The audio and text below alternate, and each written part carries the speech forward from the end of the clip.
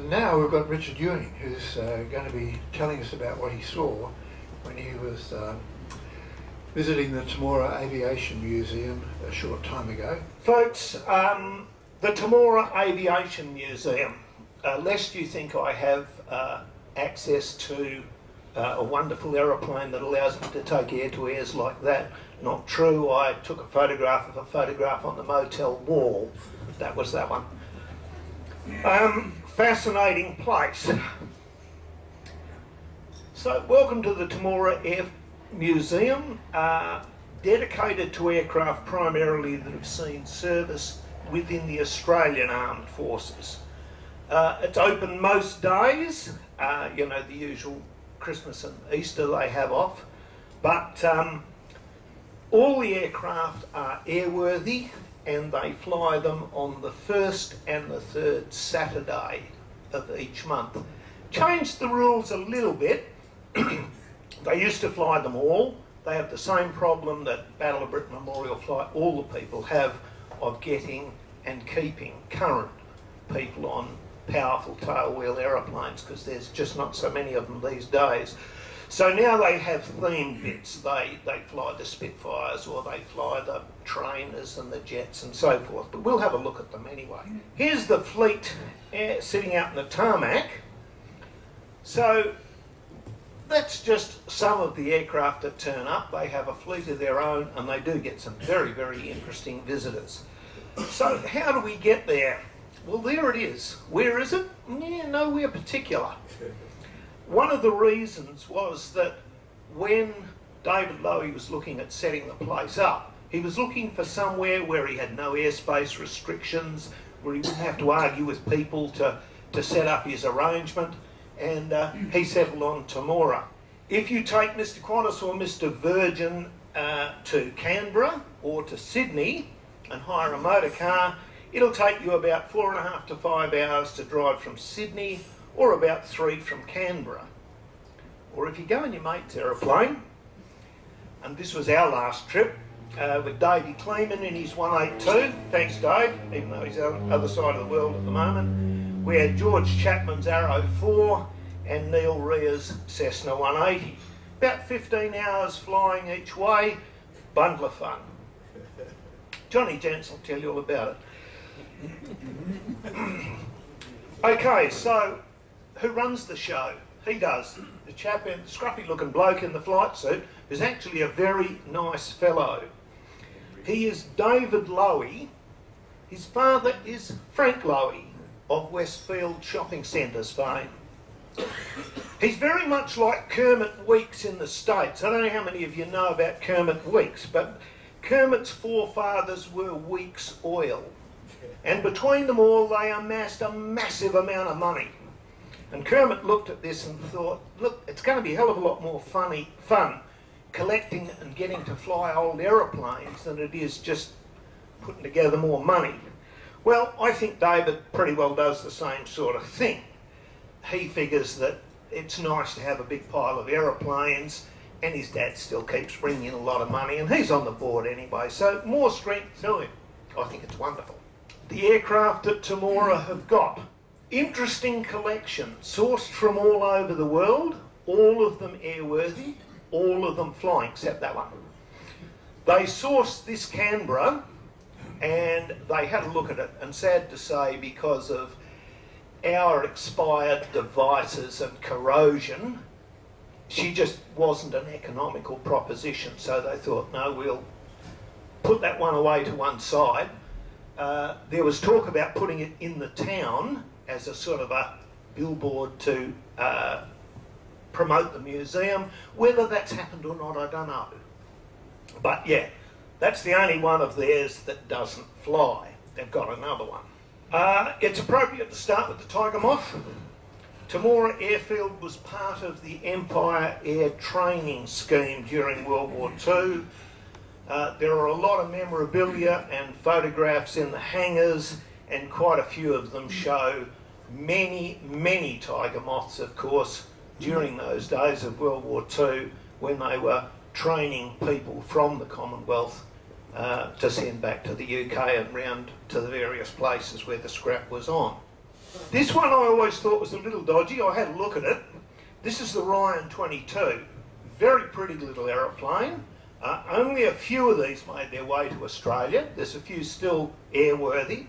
I'm not sure that it wasn't because David wanted one rather than it was an Australian survivor of World War II, but it does qualify. There's a few of them. It was either made with a little 5-cylinder Kinner radial engine or the 4-cylinder Monasco Pirate inline engine.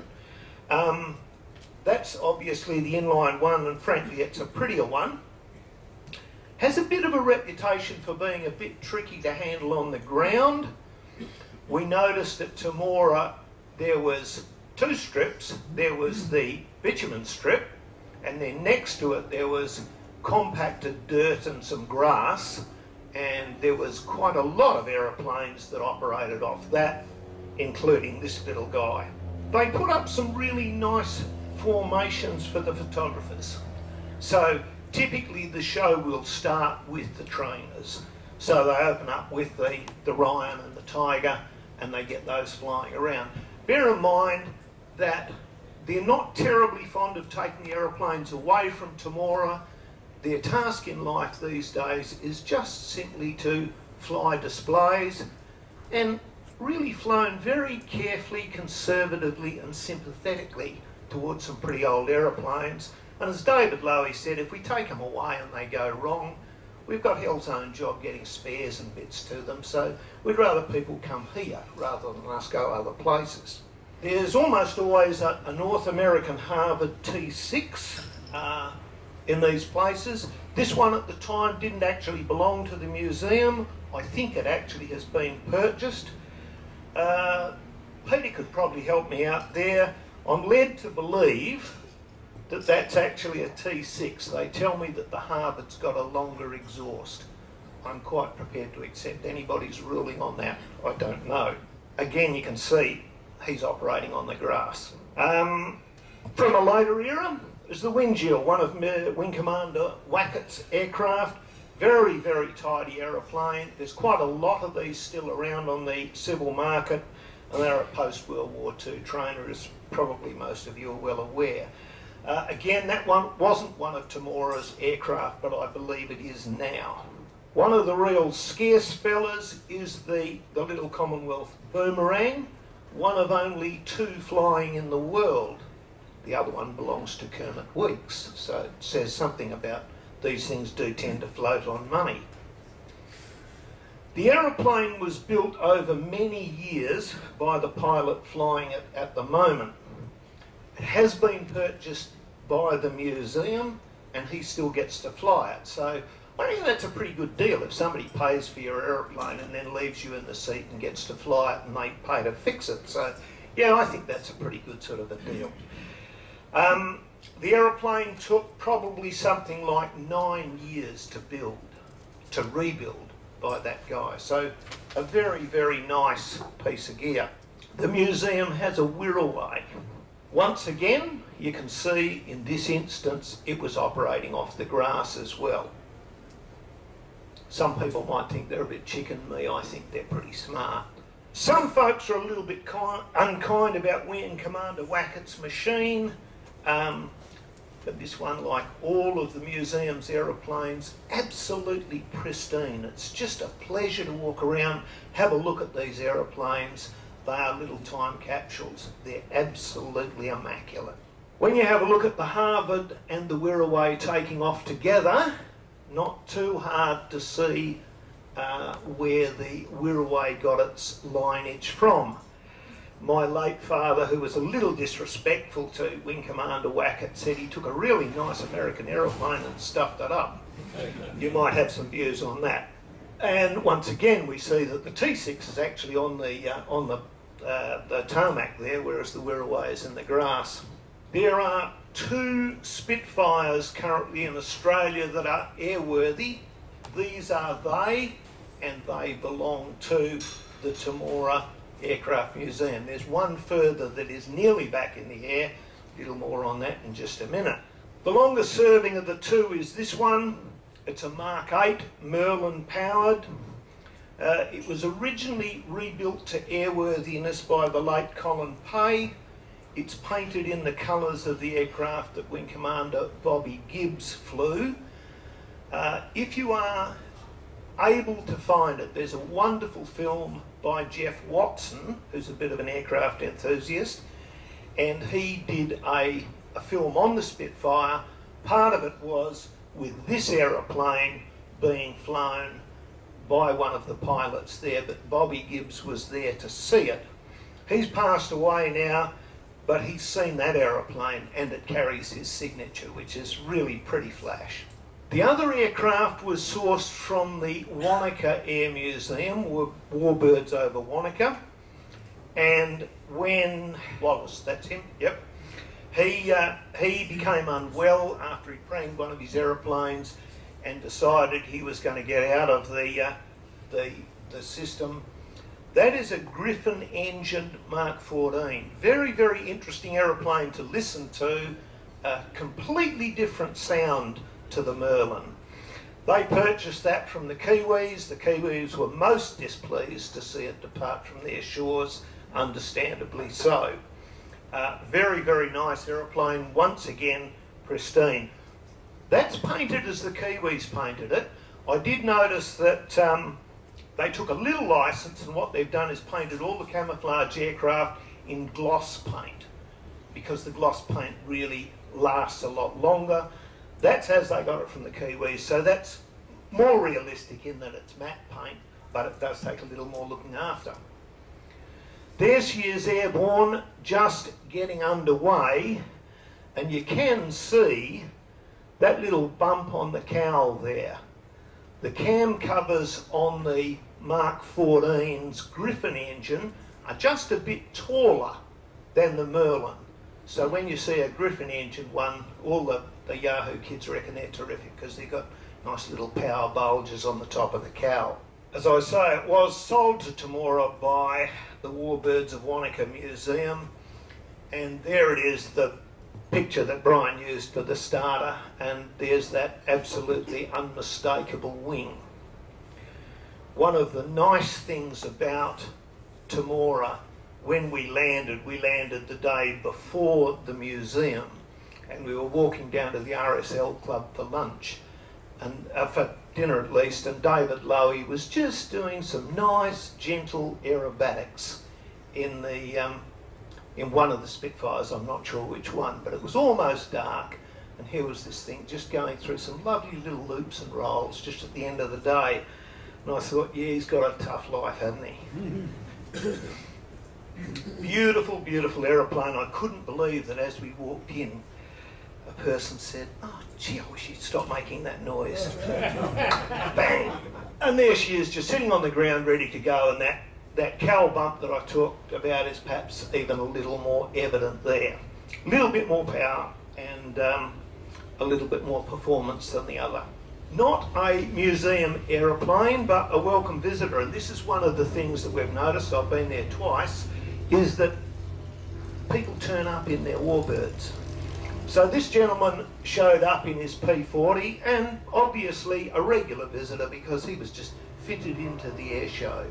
But once again, fitted in with the rest of the aeroplanes, just simply magnificent, and showing those flashy shark teeth that they used to use on so many of those P40s on the takeoff roll. The visitors and the museum pilots are first-class exhibition pilots. I had the occasion to talk to the Canberra pilot, and I said, "You guys really do it well, because as a photographer, and for that matter as a spectator, something that generally people don't like a lot is views of aeroplanes from underneath. I mean, they're usually reasonably clean, but hey, you know, aeroplanes fly, you like to see the top. The Brits talk about the topside pass. These guys are past masters. Most of the passes are done with the aircraft banked around to take advantage of the view of the aircraft as viewed from the side, from above, and I think that's terrific. Works very, very well indeed. Another visitor was the late Colin Pay. There he is in his P51 Mustang, and to be strictly correct, it's not a P51, It's a CA-22, I think, Mustang. So it's a Commonwealth aircraft one produced at Fisherman's Bend. Colin brought along the Mustang. His son is now looking after all of those aircraft. Colin, sad to say, met his end doing some experimental flying and unfortunately crashed the aeroplane. Big loss to Australia's warbird crowd. He's taxiing it out. Very interesting to hear Colin's comment, bearing in mind that he used to own the Mark 8. One of the things that he said was relating to taking the aeroplane elsewhere and crosswinds. And he said, if we've got to land the aeroplane on bitumen, the Mustang, yeah, don't worry about that, we just go. But the Spitfire, yeah, we take a lot of notice. And I'm sure most of you have seen the gear on a Spitfire. It's got around about the same sort of wheelbase as the same sort of track as a Tiger Moth. Very, very towy about landing on crosswinds, something that Mr. Vickers, Supermarine, never intended the aeroplane to do. We don't have so many all over fields. That aircraft, as I said to you, is still owned by the family. His son Ross now flies the aeroplane, and he's currently rebuilding another Spitfire to fly. So Australia's score of Spitfires will be around about 3 by the time he gets that done. That's Colin Pay's Mustang, which is flown by his son, but Ross is also rebuilding a Spitfire. Hasn't finished it yet, but it's nearly done. The museum has a Lockheed Hudson. This is the only one that is left flying in the world. There's quite a few around in museums. Great big lump of an aeroplane. I'm sure that it was looked upon fondly by its crews. It's kind of hard to think of as a particularly beautiful aeroplane. But there's no doubt about it, a lot of work went into getting it back into the air again, and they take great pride in that that's the only one around. So you see it on the takeoff run, and it really is. It's a big aeroplane, and by far the largest of the museum's aeroplanes. On this day they put it in formation with the Boomerang, and they make quite a good formation pair. And it really is amazing to see all the different formations that they use. They set up all sorts of aeroplanes. I've got a few shots to show you what's around. Early turbojet aeroplanes, the Vampire, legendary fuel consumption. It's just simply astronomical, and I recall having a discussion with the pilot about how much fuel this aeroplane and the others used during the display.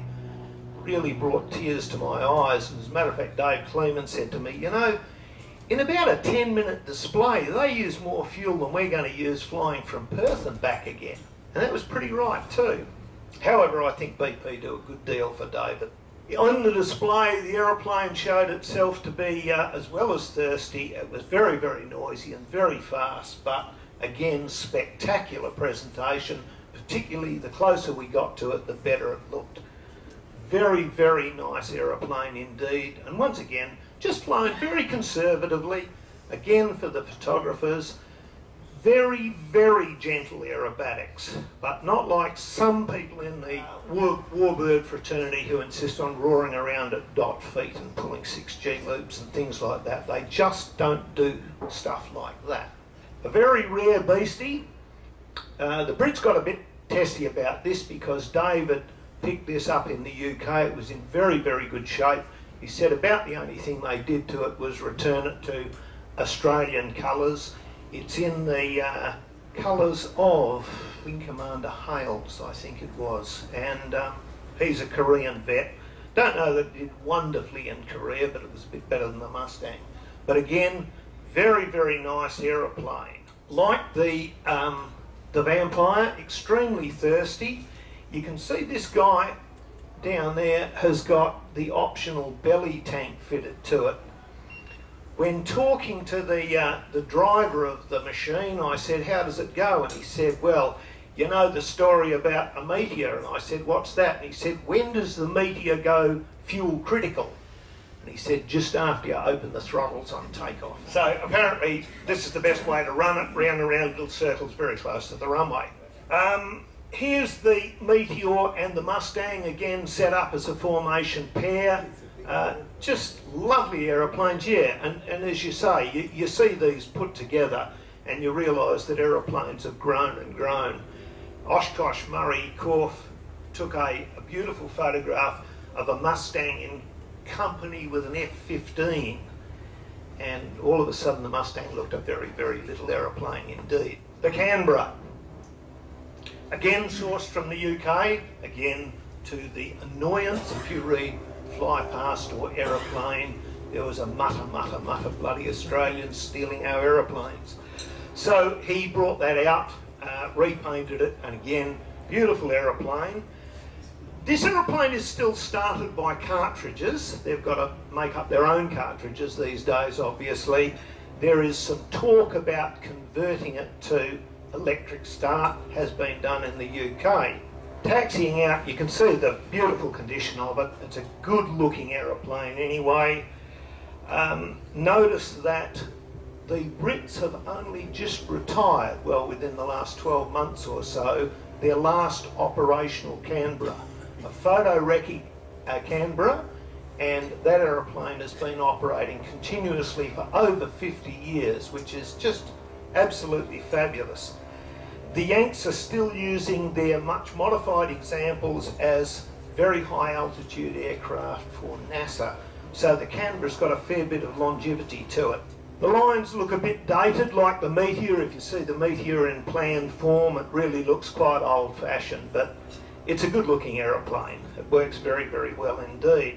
This was the jet fly past of the Meteor, the Vampire and the Canberra, and that's the one that David and I did the calculation and figured that their fuel consumption for that little 10-minute flyby was a lot more than it took to bring the 182 from Perth to Temora and then back home again.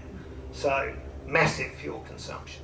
David Lowey's favourite ride is this fella. He flies them all from time to time, except I think he said the Canberra.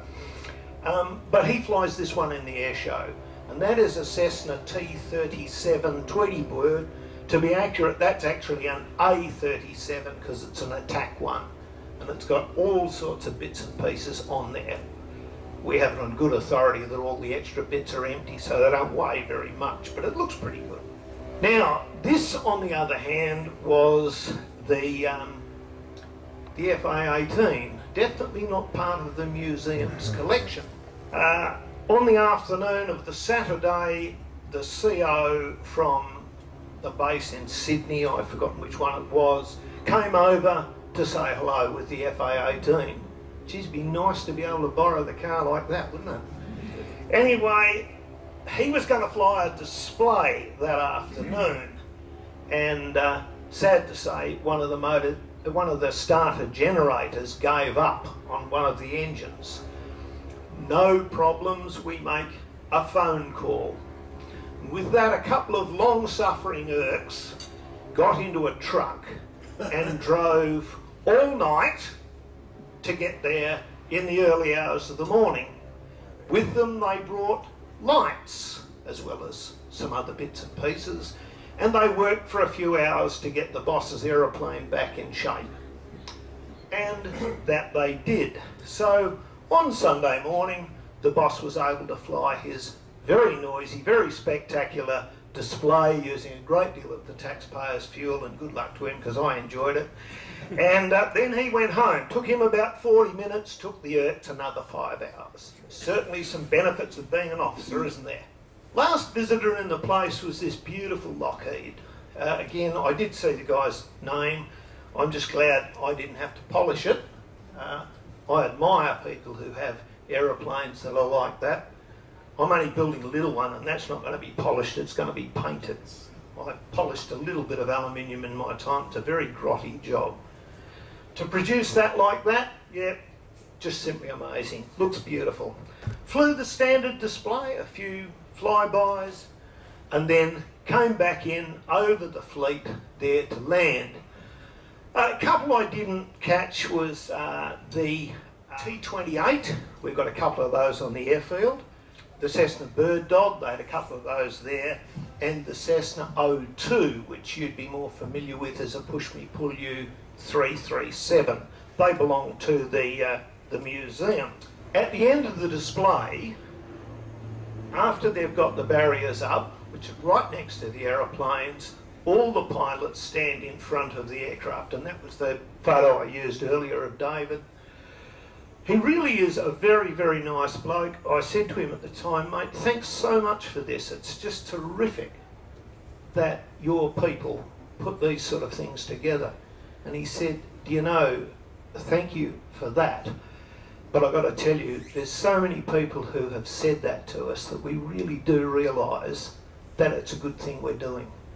And he said, particularly when we get young people bringing their dads and their granddads who used to fly these aircraft, and they are so overwhelmed to see these things still in the air. So he said, we're really pleased and we're pretty sure that we're doing something worthwhile. This allowed us to get close to the aeroplane. I should have got some of the people talking to the chap who flew the Hudson. But we got a look at them, a close look at them, and as I said, the closer we looked at them, the better they got. There was the Spit. You weren't allowed to get in them, you weren't allowed to touch them, but you were allowed to get very, very close and take some photographs. So there's the cockpit of the Spit. There was the Canberra, and you can see, you get close to that, how good's the paint on that? These things always get stored incidentally in the hangars while they're not flying. There was her cockpit, which reminded me of the Mosquito. Somebody said that somebody threw little dials around the place, and wherever they landed, that's where they installed the instruments, and it kind of looked a bit that way. Well worth the trip, folks. If you get a chance, okay, look up their website. You just simply put on Google the Temora Aviation Museum. Gives you all the info about the airport, about the aeroplanes, where they are, when you can visit, so they're flying. Well worth it. Thank you very much.